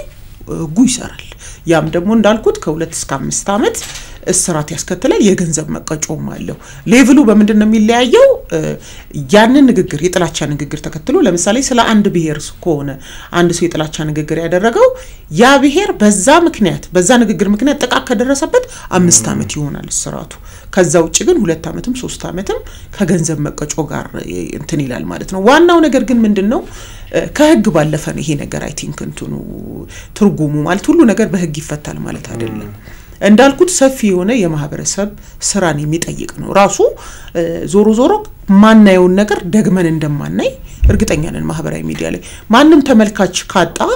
ላይክ ፎሎ ሼር ከሌለው ያ ነገር ሊቀጥል አይችልምና ራሳችን በእኛ እጅ ነው ነገሩ ያለው ዞሮ ዞሮ ወደ ምንድነው የሚመጣው ማህበረሰቡ እነዚህ ደግሞ በተለይ አሁን የምናያቸው በጣም ብዙ ኢምፓክት ያመጡ ያሉ ጉዳቶች በሜንስትሪም ሚዲያ የሚታወቁ ሰዎች ናቸው በነገር ላይ አሁን ይሄ ማስታወቂያ እንደ ትውልድ ስንቶች ራሳቸውን አጠፉ ስንት ነገር መጣ የሚለውን ስታዩ አክቹአሊ ብዙ ሰው የሚያቃቸው የሚያናቸው በሜንስትሪም እናቃቸውም ናቸውና እነኛ ሰዎች ምንድነው ኃላፊነታቸው የሚያደርሱትን ጉዳት እየተከታተሉ ደግሞ ተጠያቂነት ማስፈነም ያስፈልጋል ማለት ነው ከዛ ውጪ ማህበራት መኖር አለባቸው እነኚህን አሁን ምንድነው በመገናኛ ብዙሃኑ ሰልፍ ሴንሰርሺፕ ማህበራት አሉ አይደለም የሴት ጋዜጠኞች ማህበራት አሉ እንደዚህ ወንዶች አጠቃላይ አለ ይሄ ምን ይጠቅማል እርስ በራስሽም ለመተራረም ማለት ለምሳሌ ቲክቶክን በቃ ሄት ስፒች ኖ ሞር ማስባል ይቻላል ኮንቴንት ክሪኤተሩን ምን በማድረግ ነው አሰባስበክ እንደ ማህበር የትኞቹ እሴቶች ናቸው በቃ ከዚህ በታች ሚኒመም ትሬሾልድ ሊወረደ እንደ ሀገር እንደ ትውልድ ስለማይጠቅመን ከቲክቶክ ኩባንያዎቹ ጋር ኮሙኒኬሽን እየፈጠርክ እንደ ሀገርም በቃ ዘጋ ሰብሰብ ብለህ መታረም ያለባቸው ነገሮች አሉ የብዙ ሰው ስራ ነው የሚጠይቀው በነገር ላይ ቲክቶክ ኮንቴንት ክሪኤተሩንም ደግሞ ይሄ ዘላን የማይረባ ምናምን ይያልክ የሚመጣ ለውጥ የለም ሌላው በጣም መጠንቀቅ ያለብን መማር አስፈላጊ እንደሆነው ያህል ሳይማርም ደግሞ በቲክቶክ ገቢ ማግኘት መብቱ ነው ሰው በነገር ላይ እዚህ ጋር ጥንቃቄ ማድረግ ይገባል ለተማረውም ክፍት ነው እኔ በህግ ዲግሪ አለኝ 2 ማስተርስ አለኝ ሶሻል ሚዲያው ላይ ሄጄ ማህበረሰቤን የህግ ግንዛቤ ያስጨብጣለሁ የማሃይማን ፕላትፎርም ነው ብሎም ራሱ ማሰብ አደገኛ ነው ባይዘው በጣም ብዙ ጥሩ የተማሩ ሰዎች አሉ መሆን ያለበት የበለጠ የምሁራኑን ተጽዕኖ ለማስፋት መምጣት ገቢ የሚያስገኝ ከሆነ ኢትስ ኦፕን ፎር ኤኒዋን ገባሽ አሁን የምሰማው ነገር ስላለ ነው አሁን ፌስቡክ ላይ በተለይ የሚሰማ ቅሬታ አለ ለምንድነው እኛ ገንዘብ አናገኝም እንዲ መንግስት ሙቅና ሰጥቷቸው መንግስት መልክ ነው ትውልዱ ማንንም የሚከተለውን እኮ ነው የምትለው ነው የምታዩ ግን ስራዎች ይጠይቁናል እንጂ ቲክቶክ ገብቶ ሰው በ3 ቀን ገንዘብ ማግኘት ከቻለ ኦኬ ሌት ሁሉም ሰው ይግባና ያገኝ ገባሽ ከዘመኑ ጋር እየሄድክ ህመሞቹንና መጥፎ ጎኖችን ያረምክ ነው እንጂ የምትሄደው ሰው ሁሉ ቲክቶክ ላይ ባለበት ዘመን ቲክቶክን ማጥፋት ወይም ቲክቶክ ላይ ያሉ ሰዎች ብቻ ገቢ ማግኘት የለባቸው የሚለውን ሁላችንም ሲጀመር የተማርልን ነው አንችልም መማር አለ መማር አይደለም አሁን ችግራችን አንደኛ እዛ ላይ ምን ፈልገን ነው መንገባው ማወቅ አለብን መራጭ መሆን አለብን ካልመረጥን አልጎሪዝሙ ይመርጥልናል በቃ የሆነ ነገር ድንገት ታያለ ተከታትሎ ይመጣል አይ ይሄንን ኖ ሞር አላየውም ማለትም ግን መብት ነው ፊትነስ በእጃችን ነው ማህበረሰቡ ደግሞ 3 ሚሊዮን ተከታይ ያለው ሰው ምንድነው ዴሊቨር ያደርግ ያለውን ቆም ብሎ ማሰብ ይከብዳል አይከብድም እኮ እንደ ሚዲያ ባለሙያ የሜንስትሪም ሚዲያው ባለሙያ እኮ ተነጋግሮ የሆነ ተጽዕኖ እኮ ማምጣት ይችላል ዝም ብለን ሩቆንን መተቸስ ሳይሆን ዘመኑ የቲክቶክ የፌስቡክ ኤክስ ነው ስለዚህ ያንን እንደ ሀገር እንዴት እንጠቀመው እነኚህን ኢንፍሉዌንሰር መሆን ይቻሉ ልጆች እንዴት ለበጎ እንጠቀማቸው ነው መሆን ያለበት ገቢማ ማግኘታቸው ገናኛ እንደውም በባለፈው አንስተናል አሁን ሌሎች ሀገራት በነገርሽ ላይ በቪው ይከፈላል ኢትዮጵያ ውስጥ አይከፈልም እሱ ሁሉ እንዲከፈል ነው እየሞከረን ያለ ነው ለምን በቃ በዓለም አቀፍ ደረጃ ብዙ ሰው ገቢ የማያገኙበት ነገር እኮ ነው ኢትዮጵያውያን ኬንያውያን ናይጄሪያውያን ግን አያገኙበትምና የገቢ ምንጭ መሆኑ መቀጠል አለበት የተማረውም ያልተማረውም ኢንጌጅ ያርግ ዋናው ሰዎችን አሳምነሽ ማስረዳት መቻልሽ ነው ኮድ ኦፍ ኮንዳክት መውጣት ይችላል ባይዘው የቲክቶከርስ አሶሲዬሽን አርገክ ኖ ሞር በቃ የከሌም ብሄር ይያልክ የምትሰዳደብበት ኮንቴንት ይዛ ተቀጥል ማስወረድ ይችላል እንደዚህ አይነት ኮንቴንት ማህበራዊ ሚዲያው ላይ በርካታ በጎ ስራዎችን የሚሰሩ እንዳሉ ይታወቃል የሚሰጥበት እርዳታ ደግሞ የሚገርም ከአንዳንድ ነው የሚደርሰው እኔ ለራሴ አሁን ብዙ በነፃ ያስኳቸው ኬዞች አሉ ከቲክቶክ ነው የወሰድኳቸው ኬዞቹን ሰውን ሪሊ የምታገኝበት ፕላትፎርም ነው ፕራክቲካሊ ለውጥ ያመጣም ያለም እንትን ነው ይሄ መጥፎ ነገሩ ብቻ አይደለም ማለት ነው ግንዛቤያችንን ፐርሰፕሽናችንን እንትን ማድረግ በጎ ስራዎች የሚሰሩ አሉ እነሱ እንዲቀጥሉ ነው የሚፈልገው እነሱ ቁጭ ብለህ ትማራለህ በእውነት ነው እንሰጣለን በዋናነት ክፍተቶች ላይ ትምህርቶችም አሉ ላነሳ ያሰብኩት ምንድነው ተስፋ የሚያስቆርጥ አሁን ለምሳሌ ምን አለ አንድ ሰው ቲክቶከር ሆናለሁ ብሎ ከልጅነቱ ጀምሮ ማሰቡ ሌላ ክህሎቶቹን እንዳይወጣ ሌላ ዕውቀቶቹን እንዲገድቡ ማድረግ የለበትም ነው ጎለጎን የሚሰሩ ስራዎች እኮ በጣም ምናበረታታው ነገር ነው እንደውም አሁን ቲክቶክ አጫጭር የሆነ በጣም ፕሪሳይዝ ፕሮዳክሽኖች አሉ በጣም በቃ ግልጽ የሆነ ሳይንዛዛ ጥሩ መረጃዎችን የምናገኝበት ፕላትፎርም መሆኑ እኮ ጥሩ ነገር ነው ግን ምንድነው ትውልዱ አሁን እንዴት ነው ያያየው ያለው እየተሳደበ ያለው መጥፎ ነገሮችን እየሰራ ያለው ነው ገንዘብ ያገኘበት ያለው አሁን ለምሳሌ ከፖስቱ ኮሜንቱ የሚባል ነገር አለ ምንድነው ዛጋ የተኮመተው ነው በቃና ላይክ ያገኛል ያ ሰውዬ ገቢው እየጨመረ ነው አሁን ይሄ ምን አይነት ነው ለማህበረሰቡ የሚያስተላልፈው ነገ አሁን አንቺ አቋምሽና አንስቼ ሰደብኩሽ አይደል ነገ ደግሞ እኔ ተሻለ እሱ ደግሞ ከኔ ተሻለ ላይክ እንዲያገኝ በጣም ጠልቆ መስደብ አለበት ማለት ነው ያ ነው እየተበረታታ ያለው የማይሆኑ ትላልቅ ሰዎች ሆኖ ብልግና ነገር ሲሰሩ ፌመስ እናረጋቸዋለን ያው ላይክ እና ቪው በተገኘ ቁጥር ነው ቲክቶክ እየከፈለ ያለው ሶ ያ ሰው ምን ብሎ ያስባል ቲኔጀሩ ቤት ውስጥ ቁጭ ብሎ ምን ብሎ ሊያስብ ይችላል ግን ምንድነው እዚህ ጋር እሱ ላይ ነው የሱ አናሳብ ግባቸውን ገንዘብ ካረጉ ከህሎታቸውን እንዳያወጡ ያላቸውን ተሰጡ እንዳያወጡ ወደ ትምህርት ቤት እንዳይሄዱ ያረጋቸዋል ነው አንድ እሱ ለት ደግሞ ሶሳይቲው ያበረታታው ያለው እንዳልሽው እኮ ነው አሁን ብዙ እኛም ሜንታል ሄልዝ ላይ የምንሰራ ብዙ ሶሻል ሚዲያውን የምንጠቀም ቲክቶክ ላይ ቻናሎች ያሉን አለን ግን ምንድነው ቪዋችንን ስናይ ኮሜንታችንን ስናይ ሼር መደረጉን እኔ አሁን የራሴን ፎቶ ፖስት በጣም ብዙ ላይክ አገኛለሁ ግን ላይቭ ስትሪም አለ ስለ ሜንታል ሄልዝ እንደዛ አይነት ነገር አለ ፖስት ሳረግ ግን ምናልባት አብረውኝ የሚሳተፉ ሰዎች ናቸው ላይክ የሚሉት ሶ እንደዛ አይነት አግባብ ነው ቲክቶኩ ተጽኖ ስነልቦናዊ የሆነ ተጽኖ ያሳድራል እንነለው እንጂ ምንድነው አሁንም ዞሮ ዞሮ ወደ ማህበረሰቡ ነው የሚመለሰው ምንድነው ዞሮ ዞሮ ካበረታታው ነው ዲጂታል ፕላትፎርም ላይ ሰው የሚቀጥለው ያለው መጥፎ ጉዳት እንዳለ ሆኖ ግን ሬጉሌት እየተደረገ በተለይ አንዳንድ አሳሳቢ ሆኑ ነገሮች ሲሆኑ ከቲክቶክ መውረድ ካለባቸው ባን መደረግ ካለባቸው እንደዛ ተቀናጅቶ እየሰሩ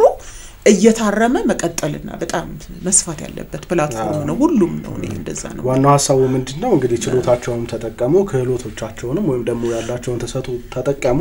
ብቻ ዋናው ሐሳባቸው ገንዘብ ብቻ ሳይሆን ለመልካም ነገር መስራታቸውንም ደግሞ እነሱ የሚያወሩት ነገር እነሱ የሚተገበሩት እያንዳንዱ ነገር ማህበረሰቡ ላይ ሲደርስ የሚያስከትለው አስተዋጽኦ አውንታዊ እንዲሆን ያንንም ማሰብ ምክንያቱም ነገ የሚወቀሱበት ነገ የሚጠየቁበት ከህሊናም አንፃር መታየት ስላለበት በዛ መልኩ እንደሆነ ነው እንግዲህ መልክታችን ግን እንደ በዋናነት ሌላው ማንሳት እንፈልገው ነገር ብዙ ጊዜ አስተያየት የሚሰጡ ሰዎችን ስናይ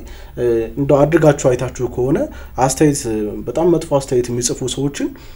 ክሊክ አድርገን የነሱን ፕሮፋይል ስናይ አብዛኞቹ አኖኒመስ ነው እንደዛ ናቸው ማንነታቸው አይታወቅም ፎቶ የለውም ስለ ስራቸው ምንም የሚጻፈ ነገር የለም የሚኖሩበት አካባቢ የለም ማንነታቸውን የሚገልጽ ምንም ነገር የለም ግን ሁሉም የተለጥፍ ላይ ሁሉም የማህበራዊ ሚዲያ የሚሰራጩ ያንዳንዱ ይዘቶች ላይ ከስር ላይ የሄዱ ሐሳብ መጥፎ ሐሳብን ይጽፋሉና እንደው እነዚህ ሰዎች ከስነ ልቦና አንፃር መታየት አለበት ብዬ ስለማስብ ነው ማንነታቸውን ደብቀዋል ማንነታቸው በግልጽ አይታወቅም ግን ሁሉም ቦታ ላይ መጥፎ ነገር ይጽፋሉና እንደው ምንድነው ጉዳዩ እዚህ ላይ ከስነ ልቦና አንፃርስ እንዴት ነው የሚታየው ያው ይሄ የሚያሳየን ውስጣቸው ላይ ያለ ነገር ነው የሚያንጸባርቁት ውስጣቸው ላይ ያለ ነገር ነው ማለት ለምሳሌ አንድ ሰው አቢዩዝ የተደረገ ሰው ሊሆን ይችላል በልጅነቱ ፍቅር ያላገኘ ሰው ወይ ትራውማ ውስጥ ያለ ሰው ሊያልፍ ይችላል ስለዚህ ምንድነው ሊያደርግ የሚችለው ናርሲስቲክ ነው ብለን ብናስብ ወደ ናርሲስቲክ ፐርሰናሊቲ ክላስተር ቢ ውስጥ ቢገባ ይሄ ሰው ጥቅም ፈላጊ ነው የሚሆነው የራሱን ጥቅም ለማስጠበቅ ሲል በተገኘው አጋጣሚ ሁላ እየገባ ኔጌቲቭ ነገሮችን ሊናገር ይችላል ራስ ወዳድ ከመሆን አንፃር ታዲያ ግን ያ ወንጀል እንደሆነ እንደሚያስቀጣው ነገ በማህበረሰቡ ዘንድ መገለል ሊያደርስ ስራው ላይ ተጽዕኖ እንደሚያመጣ ሲያቅ ምን ያደርጋል ይደብቀዋል ማለት ነው ስለዚህ ይሄ ሪል ማንነታችንና ኡነተኛው ማንነታችንና ምናረጋው ተግባራችን ሲጋጭ ማለት ነው ይሄ ደግሞ ምንድነው ከራሳችን ጋር ያለን ውስጣዊ ሰላማችን አለመመቸት የአይምሮ ጤንነታችን ስነልቦናችን ውቅር ምክንያቱም እኔ እዚህ ጋር ትዝታ ነኝ እቤትም ስገባ ትዝታ ነኝ የትኛውን ቦታ ላይ ከውስጤ ጋር ሰላም ነው ሊኖረኝ የሚገባው ይሄ ማለት እንደዚህ የሚያደርጉ ሰዎች ጤንነት ነው ማለት አይደለም በራስ መተማመን የሌላቸው ግጭትን የሚፈልጉ ውስጣቸው ሰላም የሌለ ሰዎች ነገሮችን በኔጌቲቭሊ የሚረዱ ሁሌ ስድብ የሚለን አሁን ስድብ በራሱ የአይምሮ ጤና ምልክት ነው አይደል አንድ ሰው ሁሌ ካፉ የሚወጣው ንግግር ቃል ያድነናልም ይገለናልም ስለዚህ ውስጣችን ያለውን ጠባብነታችንን ወይም ደግሞ የሆነ ልንሸፍን የምንሞክረው ነገር አለ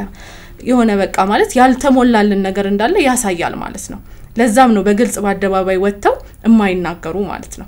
ሌላው ደግሞ አንዳንዶች እንደዛም ሳይሆን ስማቸው ያለም የሚናገሩ ይኖራሉ ይሄ ካለማወቅ ሌሎችን ሰዎች ምናክል ጎዳለው ኢምፓቲ ካለመኖር ይነሳል ማለት ነው ስለዚህ ወይ እነዚህ ሰዎች መጀመሪያ ላይ ጥቃት ደርሶባቸዋል ለምሳሌ ተሰድቦ የሚያቅሰው ለመሳደብ ብዙ አይከብደው አይደለ ለምሳሌ እኔ የደረሰብኝ ነገር ካለ ሁለት ምርጫ ነው የሚኖረን አቢዩስ ሲደረግ ያደገ ልጅ ቅጣት ጥቅም ነው ብሎ ነው የሚያስበው ልጁን ሲያሳድግ ምንድነው እየቀጣ ነው የሚያሳድገው አንዳንዶቻችን ደግሞ ኖ እኔ በመቀጣቴ የደረሰብኝን ጉዳት አቃለው ስለዚህ መቅጣት የለብኝም ወደሚለው ይመጣል ስለዚህ እነዚህ ሰዎች ስድብ ተሰድበው በደንብ በቃ እነሱ እዛኛው ጋር ስማቸው በሚታይበት ቦታ ላይ የሚሰደቡ ከሆነ እዚኛው ጋር ስማቸውን ደብቀው ለመሳደብ ምንም የሚፈሩት ነገር የለም ባህሪያችን ይሆናል ማለት ነው ውስጣችን አክሽናችን ተግባራችን ውስጣችን ያለውን ስሜት እያወጣ ነው ወደ ባህሪ ይሄዳል ከዛም ደግሞ አለፍ ሲል ተደጋጋሚ ባህሪያችንን ስናጠናው ደግሞ ወደ ስነልቦና ጉዳት ወይም ደግሞ ህመም ይደርሳል ማለት ነው ስለዚህ እነሱን የምንከተል ሰዎች ነን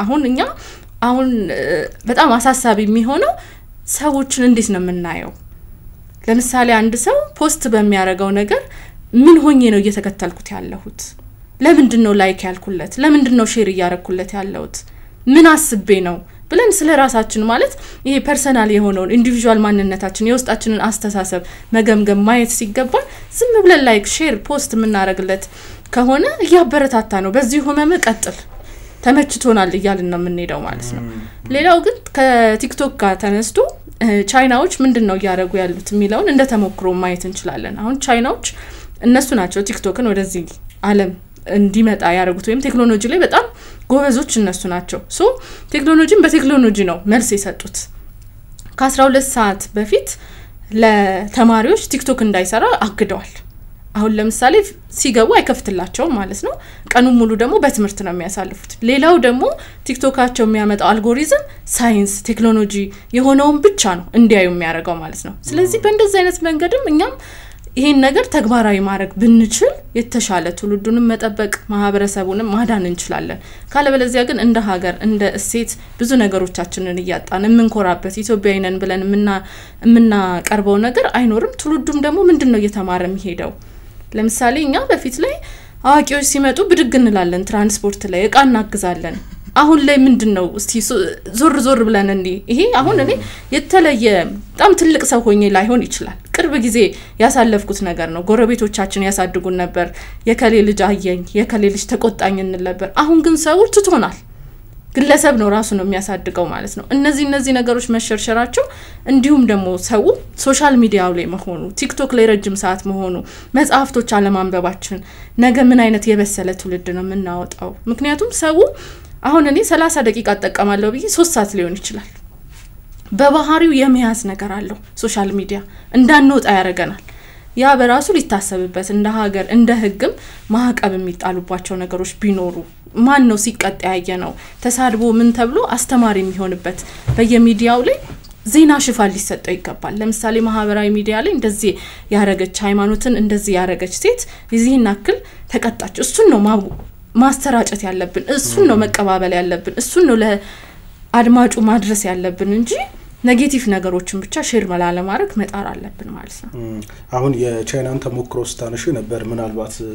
ገደም ማስቀመጥ እንደ በዚህኛው ሐሳብ ሳብለ መተስማሚ ከሆነ እዚህ ከዚህ አንፃር አንድ ጥያቄ ልጠይቅሽ ስለፈለኩ ነው ይሄንን ጉዳይ ከሐሳብን በነጻነት ከመግለጽ መብት ጋር የሚያገናኙትም ወገኖች እንደዛ አይነት ሰዎችም ስላሉ ከሱ አንፃር በሐሳቡ መተስማሚ ከሆነ ያንቺና አመለካከት ባውቅ በጣም ደስ ይለኛል ሐሳብን የመግለጽ ነጻነት በኢፌዴሪ ህገ መንግስት ኢትዮጵያ ባጸደቀቻቸው ስምምነቶች እውቅና የተሰጠው ግን ይሄ መብት ደግሞ ተግባራዊ የሚሆነው ገደብ አለው የሌሎችን ሰዎች ክብር ማንነት የነሱንም ደግሞ የማሰብ ነጻነት እስከማይነካ ድረስ ነው እና ሌሎችን እየተሳደብክ እያንጓጠጥክ በራስ መተማመናቸውን እየገደልክ ራሳቸውን እንዲያጠፉ ግላዊነታቸው አሁን አይተጎነ ላይቭ ስትሪሞች ላይ ከገባክ ስለሆነ ሰው ትዳር ቆጭ ተብሎ ሰውየው በሌለበት ማአት ነገር ይደረጋል በዛ ምክንያት ፍቺዎች ይመጣሉ ሜኒ ነገሮች ማለት ነውና ፍሪደም ኦፍ ኤክስፕሬሽን ጋር ምንም የሚገናኝ ነገር የለውም ሀገራት የተለያዩ ህጎችን በማውጣት የሐሳብን አመለካከትን የመያዝ የመግለጽ ነጻነትን መገደብ እንደሚችሉ ይሄ ደግሞ የህዝብን ጥቅም ሰላም ደህንነት ለመጠበቅ አስፈላጊ በሆነበት አግባብ በግልጽ በህግ መደንገግ እንደሚችል ተቀምጧል በዛም አግባብ በኢትዮጵያ እንዳልኩት የጥላቻ ንግግር አዋጅ አለ የኮምፒውተር ወንጀል አዋጅ አለ የማስታወቂያ ህጎች አሉ የፐርሰናል ዳታ ፕሮቴክሽን ህግ አለ እነኚህ የወንጀል ህጉ አለ እነኚህ ነገሮች ምንድነው ልክ ራስን የመግለጽ ነጻነት ያላግባብ ተጠቅመ ሌሎች መንካስ ሲጀምር ፍትሐ ብሔራዊ ክስ ይመጣባል ካሳ ትጠየቃለህ በወንጀል ልትታሰር ትችላለህ በጥላቻ አዋጁም እንደዛው ማለት ነው ስለዚህ ከእንትን ጋር የሚገናኝ ነገር የለውም አሁን ትዝታ ያለችው ነገሩን ሬጉሌት ማድረግ ይገባል የሚለው ነገር ትክክል ነው ምክንያቱም አሁን ህጎችም እኮ ያሉን እኮ ያየነውና ጭራሽ ደግሞ ምንም አይነት የህግ ገደብ ባይኖር ምንድነው የሚሆነው ሚላውን እንትን ነው አሁን እሱ ቅድም የተነሳው ካኖኒመስ አካውንት ጋር በተገናኘን የማንሳት መፈልገው ይሄም አሁን እዛው ሰልፍ ሴንሰርሺፕ የሚጠይቅ ነገር ነው የሆኑ ሰዎች ተደራጅተው ወይም መንግስት ለዚህ ልዩ ትኩረት ሰጥተው ሰው አኖኒመስ የሚሆነው ተጠያቂነትን በመፍራት ነው ከስነ ልቦና ችግሩ ባሻገር ከ5000 በላይ ተከታይ ያለው ሰው የሚናገረው ነገር የጥላቻ ከሆነ የሰዎችን ክብር ከነካ በወንጀል እስከ 5 ዓመት አሳስራለሁ ስትል ሰው ምንድነው የሚያደርገው ያንን የማረግ አላማ ካለው ማንነቱን ደብቆ ነው የሚመጣው በብዛትም ደግሞ በተለይ ደግሞ ሴቶችና ህጻናት በጣም ታርጌት ናቸው በአኖኒመስ አካውንቶች አሁን በተለይ ሪቬንጅ ፖርን አለ ኢትዮጵያ ውስጥ በብዛት የማይወራለት ሳይለንት ኪለር የሆነ ወጣቶች ምንም ይሄ ስለ ሴክሹዋሊቲ ምናም ብዙም አዌርነስ የለም ወላጆችን ብዙ ስራ የሚጠይቀን ይመስለኛል ለፍቅረኛቸው ለሚያምኑት ሰው ራቁት ፎቶአቸውን ይሰጣሉ ከዛ በኋላ ያ ፎቶ በማህበራዊ ሚዲያ እየተለቀቀ እንዲሁም ለቃለው እየተባለ በርካታ ወጣት ሴቶች ራሳቸውን የሚያጠፉበት ማስፈራሪያ ብላክሜል እየተደረጉ ከበርካታ ወንዶች ጋር ያለ ፈቃዳቸው ግብረ ስጋ ግንኙነት የሚያደርጉበት እንዲሁም ደግሞ ቴሌግራም አካውንቶች ተከፍተው በሰብስክሪፕሽን የወጣቶች እንደ ስምና ስልክ ተቀምጦ ነው በነገራችሁ ላይ እንትን ብሎ ሰዎች በዶላር የሚነግዱበት ዝም ብለ ድንገት መጥቶ ቲክቶክ ገብተ 1 ሚሊዮን ተከታይ ይኖርሃል አልተማርክም ምን አላልክም እንዴት ነው የምትጠቀምበት ይሄን የሚያሰለጥን ሰው አለ ወይ እዚህ ላይ የሚሰራ ሰው የግል ድርጅቶች ምንድነው የሚሰሩት ለምሳሌ አሉ አይደለም ሶሻል ሚዲያው እኮ ትልቅ ኢምፓክት ነው በአሁን ሰዓት ያለው የት ናቸው ዲጂታል ሊትሬሲ ላይ ብትሰራ ኮንቴንት ክሬተሮቹን 100 አምጥተህ እኮ 10 ቀን ብታሰለጥን ተአምር ይፈጠራል እዚህ ሀገር ተቀይን ነው ማለት መሰራለ እሱን የሚጠቀሙበትን መንገድ ማሳየት ነው ማንንም በነገር ላይ መጥፎ ነገር ልስራ ብሎ የሚሰራ ሰው የለም እኔ በተለያየ አጋጣሚ አሁን ያገኘኋቸው ነው የሚገርምሽና በጣም ፖዚቲቮች ናቸው በጎ ነገር መስራት የሚፈልጉ ናቸው የሰበና ችግርም ካለቹ ደግሞ ነትዝታ ደሞ አሉ ገባ እዛ ፐርሰናሊቲያቸው ላይ ደግሞ ተሰራለ ሁሉንም ችግር የራሴ ብለን ከሰራንበት ይፈታል ከዛ ውጪ እከሊ ስለሆነ ቲክቶክ ይዘጋ በዚህ ምናም ብትለው ችግሩ በሌላ መልክ ኢመርጂ ያረጋ ይሄዳል እንጂ መፍትሄ አይመጣም ማለት ነውና ሁላችንም ጋር ነው መፍትሄ ያለው ብዬ ነው የሚመስለው ራሳቸውን ሳይገልጹ ማንነታቸውን ደብቀው ማህበራዊ ሚዲያ ላይ የጥላቻ ነገር የሚያሰራጩ አካላት እንዳሉ ሁሉ ደግሞ ራሳቸውን ገልጸው ከኢትዮጵያዊነትም ከባህላችንም አንፃር ኢትዮጵያዊነት ሲባል ዲፋይን የምናደርግበት ባህላችን አለ ወጋችን አለ ከዛም ደግሞ የራቀ ነገር ማህበራዊ ሚዲያ ላይ የሚያረጉ ሰዎች አሉና እንደው ከኢትዮጵያዊነት ያፈነገጠ መረን ይለቀቀ ተብሎ ሊገለጽ የሚችል ነገር ማህበራዊ ሚዲያ ላይ የሚያረጉ ሰዎች አሉና እንደው እነሱ ሰዎች ከምን አንፃር ነው እንደዛ ሊያረጉ የቻሉት እነዚህ ሰዎች አንቲ ሶሻል ፐርሰናሊቲ ያላቸው ናቸው ጠብ የሚፈልጉ ርህራሄ የሌላቸው ለሰዎች ምንም ሀዘኔታ ማይታይባቸው ለሚናገሩት ነገር በቃ ከኔ በላይ የሚሉ ናቸው ማለት ነው አንቲ ሶሻል ፐርሰናሊቲ ሳይኮፓት ምንላቸው የጭካኔ ምንም አይነት የመደንገጥ አይነት ስሜት የሌላቸው ሰዎች ናቸው በብዛት ሀገር ስትወርቅ ሶሻል ነገሩ አያሳስባቸው ማህበራዊ ነገሩ ማያስጨንቃቸው ሰዎች ሲሆኑ ነው በብዛት እንግዲህ ስነልቦናው የሚያጠናው ግን አሁን እዚህ ጋር የተለየ ነገር እንዳይመስል ወይም ደግሞ ሁሉም እንደዛ ናቸው ብለን ደግሞ በደምደም አንችል ሁሉም ያይምሮ ታማሚ ስለሆነ ሁሉም ፐርሰናሊቲ ዲስኦርደር ስላለበት ሁሉም በዛ ውስጥ ያለፈ ነው ማለት ደግሞ አንችልም ባለማወቅም አንዳንዴ እንዴት ነው ፎሎወር ለማግኘት አሁን ስድብ የሚያፈምሰው ሀገር ላይ ካለን ጤነኛ የነበረን ሰው ቅድም እንዳነሳችሁ ፐርሰናሊቲው እኮ ልጁ ሲያድግ በጥሩ ሁኔታ ነው ምንም አይነት የጎደለው የስብና ችግር አልነበረም ምን እየሆነ ይመጣል እየተሸረሸረ ይመጣል ማለት ነው ስለዚህ ያኛው ምቹ ሁኔታ ስለፈጠረለት ነው ወደዛ ነገር ውስጥ የሚገቡት ስለዚህ ስነልቦናቸው ላይ የሚያደርሰውን ጉዳት በደንብ አዌርነስ አለማግኘት ሌላው ምን አክል ይጎዳል ሌላው እስከምን ድረስ ነው አሁን እኔ አንድ ነገር ጽፌ ፖስት ሳርክ ምን አክል ሶሳይቲው ላይ ነው ተጽኖ የሚያሳድረው ሌላው ደግሞ ማወቅ ያለብን ራሳችን ላይ ችግር ነው ማለት አሁን ለምሳሌ እንዲ ልናወራ እንችላለን ግን ሶሻል ሚዲያ ላይ የሚወጣ ነገር ዶክመንትድ መሆን ይችላል ልናጠፋው አንችልም ደስ ባለው ሰው የሆነ ቀን ደግሞ የሚፖሰት ነገር እንደሆነ አለማወቃችንም ነው አንድ ማለት ነው ሌላው እንደ ታሪክ ራሱ ምንድነው የምናስቀምጠው ነገ ልጆቻችን ያድጋሉ ሰርች ሊያረጉ ይችላሉ ያ ነገር ከጀነሬሽን ምንድነው የሚያስተላልፈው ብለው ይሄ ንቃተ ህሊና አለመኖር አርቆ አለማሰብ ያ ነው እንግዲህ ከስነ ልቦናው አንፃር ምን አይነት ነገር ነው ያስተላለፍኩ ያለሁት እኔንስ ምን የሚጎዳ ነው ሰዎችንስ ምን የሚጎዳ ነው እለት ተለት ኑሮዬ ላይ ምን ይዞ የሚመጣ ነው ሌላውንስ ይጎዳል ወይ ከማህበረሰቡ ያፈነገጠ እስከሆነ ድረስ ጤንነት ነው ልንለው አንችልም አንድ ሰው መንፈሳዊ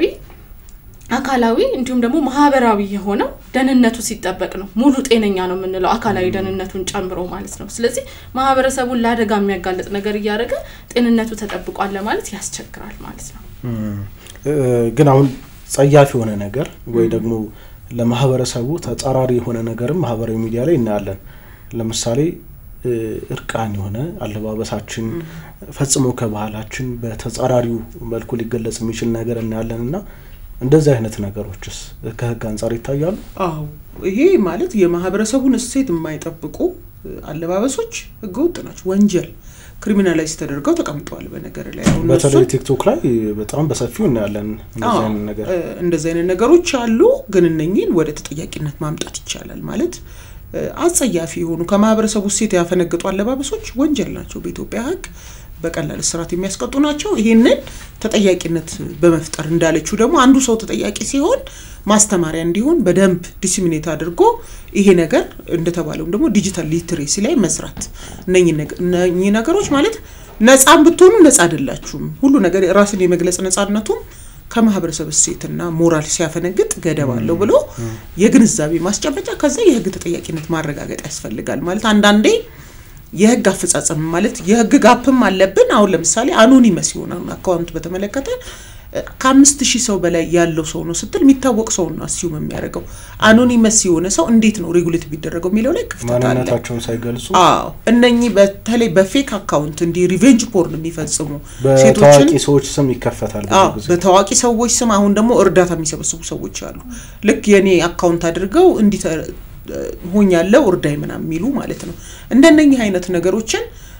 ህግ አዳዲስ ህጎችን እንደ ፕላትፎርሙ ማውጣት ይፈልጋል የዛኑም ያህል ደግሞ ተከታትሎ ሶሻል ሚዲያው ላይ የሚፈጸሙ ወንጀሎች ማለት አሁን ከፖሊስ አቅም በላይ ላይ ሆኑ ይችላሉ አንዳንዴ ስታስበው አኖኒመስም ሆኖ ስሞቹ ግን በደንብ ትሬስ ከተደረገ ከኢትዮ ቴሌኮም ጋር ቢሰራበት በምን ስልክ እንደተከፈተ ማወቅ የሚቻል ይመስለኛል እነዛ ነገሮች የሚያመጡት የፈጠሩት ያለው ጉዳት ከፍተኛ ሆን ብለውም ደግሞ አኖኒመስ እንደሚሆኑ አሳውቀው እንትን ማለት ነው ይሄ በጣም ስድብ በመሳደብ ምናምን እንትን የሚሉ ሰዎች ያው እነሱ ጋር የስነ ልቦና ችግር ሊኖር እንደሚችል ገነዘባሉ የዛኑ የሚያል ግን ተቀባይ መብዛቱ ነው እነዚህ ሰዎች ቁጭ ብለው አንበሳ ሲያፍሱ ነው አንድ አንበሳ እንግዲህ ስንት ሺህ ብር ነው እና በሚሊዮን አካውንት የሚያገኙ ሰዎች እንደዛ ከሆኑ አሁን ቻይና አንደኛው ትዝታ ካለችው ሌላ አዲስ ያወጣችው ህግ አለ በባለፈው ሳምንት ያ ምንድነው በቃ ማህበረሰቡ በሚስ ኢንፎርሜሽን በዚህ በቲክቶክ ምክንያት ችግር ውስጥ እንዳይገባ በተዛባ መረጃም ደግሞ እንትን እንዳይል ተብሎ ዲግሪ ሚኒመም ዲግሪ ያለው ሰው እንዲሆን ኮንቴንት ክሪኤተር የሆነ ሰው አንድን ጥናት ደግሞ መነሻ አድርገሽ ለምሳሌ በሳሪ ያን ጥናት ሶርሱን በግልጽ ካላስቀመጥሽ ተጠያቂነት የሚያመጣ ሱሩታይ ሞዴል እንሄድ እንችላለን ግን አሁን ባለው ሁኔታ ምንድነው አኖኒመስ የሆኑት አካውንቶች በተቻለ ሰርቫይቭ እንዳያደርጉ ማድረግ ይገባል እንደ ቡድንም ወይ ተደራጅተው ቢሆን ማጥፋት ለምን ምንም አላማ የላቸውም ሰውን ከመስረቅ በስነ ልቦና ከመጉዳት በማህበረሰብ መካከል መቃቃር ከመፍጠር ውጪ ሰው ለበጎ ነገር ራሱን አኖኒመስ ያደርግም ብዙ ጊዜ ለፍራውድም የተጋለጠ ነገር ነው ማለት ብዙ ማንነት እንዲኖር ስትፈልግ ነው እንደዛ የምታረገውና ህጉንም ደግሞ ከሁኔታዎቹ ጋር አፕዴት ማድረግ ሪቬንጅ ፖርን አሁን አድሬስ አልተደረገም እነኚህ ፕራንክ የሚለው ነገር ራሱ በህግ አድሬስ የተደረገ አይደለም በፕራንክ ምክንያት ብዙ ነገር ይደርሳል የሰው ህይወት ራሱ ሊያልፍ ይችላል ባይዘው እና ከስርዓተ ጾታ ሴቶችን ከማሳነስ አንፃር የሚፈጥረው ብሔረሰብን ከማንቋሸሽ አንፃር ፕራንክ ለምሳሌ በጣም በህግ ሬጉሌት መሆን አለበት ሪቬንጅ ፖርን እዛ ላይ በማስታወቂያ መልክ የሚፈጸሙ የሴቶች ጥቃቶች ምንድነው ይሄ ትውልድ ያን ነገር እንደ ኖርማል እየወሰደ የበለጠ እንዲፈጽማቸው ነርቸር እየተደረጉ ነው ትርጉሙ በቃ የሰው ልጅ ስላንተ የሚረዳው ከሚዲያና ከሰው ከሚሰማው ነው ከሌላ የት ያገኛል ጧትንስቶ ቲክቶክ ላይ የሚወጣ ትውልድ በእንትን ብለ እንደነኛ አይነት ቶክሲክ ነገሮችን ሬጉሌት አለ ማድረግ ህጎችን በዛ መልኩ ማሻሻል አለ መቻል የሚያስከፍለው ዋጋ አለና ህጎችን ማሻሻል ያሉትን መፈጸም እንደ ማህበረሰብ ደግሞ ችግሩን ኦን አድርጎ ምንድነው የምንፈልገው ማንን ነው የምናበረታታ በደንብ ሲሪየስሊ መልከታ የሚጠይቁ ነገሮችም አሉትና ቸል የሚባል ነገር አይደለም ኦፍ ኮርስ ፋናማውን በዚህ ጉዳይ ላይ እንዲውይይት ማዘጋጀቱም ራሱ ትልቅ ነገር ነው ማለት ነው አንድ ስቴፕ ወደፊት የሚወስደን ይመስለኛል እንዲህ ያለ ውይይት ነው የሚፈልገው ሁሉንም ያካተተ ማለት ነው ያው እንግዲህ በዋናነት የዛሬው ውይይታችን እዚህ ላይ ትንሽ ነገር እንኳን በጣም አድርገን ማለፍ ከቻልን በሚል በጣም ጥሩ ነበር እኔም ራሴ ብዙ መረጃ አግኝቼበታለሁ ያው ግን እንደው ካለን ሰዓት አንፃር ጥቂት ነገር እንበልና እንጨርስ በተለይ እንደው ከስነ ልቦና አንፃር ማህበራዊ ሚዲያ ተጠቃሚ ወይ ማህበራዊ ሚዲያ ላይ ደግሞ ይዘቶችን የማሰራጩ አካላት እንደው ከህሊና አንፃር ነገሮችን አይተው እንዲያሰራጩ ይሄ ለማህበረሰቡም ጸያፍ ነገር ነው የሚል እንኳን እንደው ከህሊና አንፃር እንዲያስቡ ምን አይነት ስራዎች ያስፈልጋሉ ከማን ምን ይጠበቃል እሺ አሁን የመጀመሪያው ነገር ራሱ ግለሰቡ ኃላፊነት መውሰድ አለበት ሁሉም ሰው ማለት ነው ምክንያቱም እኔ አንድ ቻናል ክሬት ባረግ ወይ ደግሞ አካውንት በስሜ እንኳን በከፍት ስለምፖስተው ነገር ስለማረጋው ነገር ኃላፊነት ሊሰማኝ ይገባል የሚለው ማየት አለብን ማጋመጪ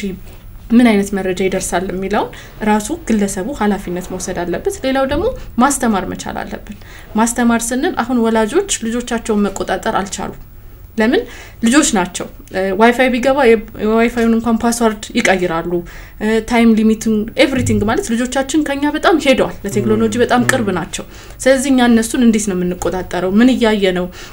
እስኪ ሰርች ያደረገውን ነገር አያለው ሲባል የሚደልቱበት ሜካኒዝም አለ በቃ በተለያየ መንገድ እኛ ራሱ ለቴክኖሎጂ ቅርብ መሆን መጀመር አለብን ሶሳይቲው ጋር ደግሞ ስመጣ ትምህርት ቤቶች ላይ በጣም መሰራት አለበት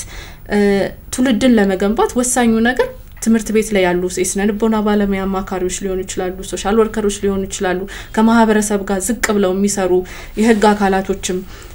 ተጋግዘን ነገሮችን በደንብ አድርገን ይሄ ምን አክል ወደፊት ማለት አሁን ፕሪዲክት መደረግ አለበት አይደለ በዚህ ከቀጠለ መቼ ነው ማስቆም ያለብን አካሄዱ አያስፈራንም ወይ ቁጭ ብለን አሁን ይሄ መድረክ በጣም የሚበረታታ ነው ሁሉም ሰው የሚያስበው ነገር ነው በየትራንስፖርቱ ላይ ይነሳል ወር የሆነ ቦታ ላይ አጠቃቀማችን ሶሻል ሚዲያ እንላለን ግን ወደ መፍትሄው እንዴት እንግባ ምን ያስፈልጋል አዋጆች ፖሊሲዎች መቀረጽ አለባቸው ብዬ አስባለሁ እንዲሁም ሳይኮ ኤዱኬሽን ያስፈልጋል አንድ ሰው ወጥቶ ስለሚናገረው ማንነቱ ፐርሰናሊቲውን መግለጹ ምንድነው የሚያስከትለው ነገር እሱስ ላይ ቤተሰቡስ ላይ ማህበረሰቡስ ላይ ነገ የሚጸጽተው ነገር ነገኮ አሁን እነዚህ ራቁት ዳንስ የሚደንሱ ሰዎች የልጅ እናት ይሆናሉ ልጆቻችን ያንን ነገር ሲያዩ በእኛ የሚሸማቀቁ በእኛ የሚያፍሩ መሆን አለባቸው ወይ ከኛስ ምንድነው የምናስተምረው ለትውልዱ ምንድነው ያስተላለፍን ያለ ነው እኛ ማንነን መጀመሪያ የሚለው በደንብ አድርገን አዌርነስ መስጠት አለብን ብዬ አስባለሁ የስነ ልቦና ባለሙያዎችም ደግሞ ዕውቀታቸውን በደንብ ማውጣት በየተገኘው አጋጣሚ ላይ የህግ አካላቶችም ደግሞ አለማወቅ ህግ ተጠያቂ ካለመሆን የሚመስለው ሰው ስለሚኖር ህጉስ ምን ይላል የሚለውን በደንብ አዌርነስ መስጠት ይገባናል ብዬ አስባለሁ ሳብለ በርግጥ አንቺ በመሃል የግንዛቤ ማስጨበጥ ስራዎች መሰራት እንዳለባቸው ያነሳሽ አንዳንድ የመፍትሄ አቅጣጫዎችን ያመለከትሽን ነበር ግን እንደው ከማን ምን ይጠበቃል የሚለውን ትንሽ ነገር በይኝ ምንድነው አመሰግናለሁ ያው ቀድመም ገልጫዋለሁ ሁላችንም ነው ይሄን የማህበራዊ ሚዲያ በተሻለ መልኩ እንድንጠቀምበት ለማስቻል የሁሉም ሰው ኃላፊነት አለ ከቤተሰብ ጀምሮ ወላጆች ልጆቻቸውን በተመለከተ ዲጂታል ሊትሬሲ መፍጠር አንድ ማህበራዊ ሚዲያ ላይ የሚወጣ ነገር አላማ እንዳለው አንድ ያንዳንዱ ምናዳምጣት ምናያት ነገር በነገው ማንነታችን ላይ በየቀኑ እንግዲህ ሁላችንም 24 ሰዓት ተሰጥቶናል ሁላችንም ግን እኩል ላንጠቀምበት እንችላለን በዚህ ረገድ ሶሻል ሚዲያ ያለው ኢምፓክት በጣም ከፍተኛ መሆኑ ይታወቃልና ሶሻል ሚዲያ ዝም ብሎ ዘው ብሎ መግባት ሳይሆን ምን ፈልገን ነው ምንገባው ምን ነገሮችን ብናዳምጥ ነው ለነገ የተሻለ ሰው ምን ሆነው ሚሊዮን አስበው እንንቀሳቀሱ ወጣቶች ወላጆች እዛ ላይ መስራት አለባቸው ከዛ ውጪ አንዳንድ የህግ ክፍተቶች ስላሉ የህግ ክፍተቶችንም ደግሞ በበቂ ጥናት ላይ ተመስርቶ ህጎችን ማጠናከር እነኚህ ዲጂታል ፕላትፎርሞች ኢትዮጵያ በርካታ ህጎቿን ካወጣች በኋላ በጣም የመጡና ደሞ ተጽዕኖቸው ከፍተኛ ስለሆነ ህጎቹን ከነኚህ ዘመኑን ያዋጀ ማድረግ ይፈልጋል ከዛም ባለፈ ደግሞ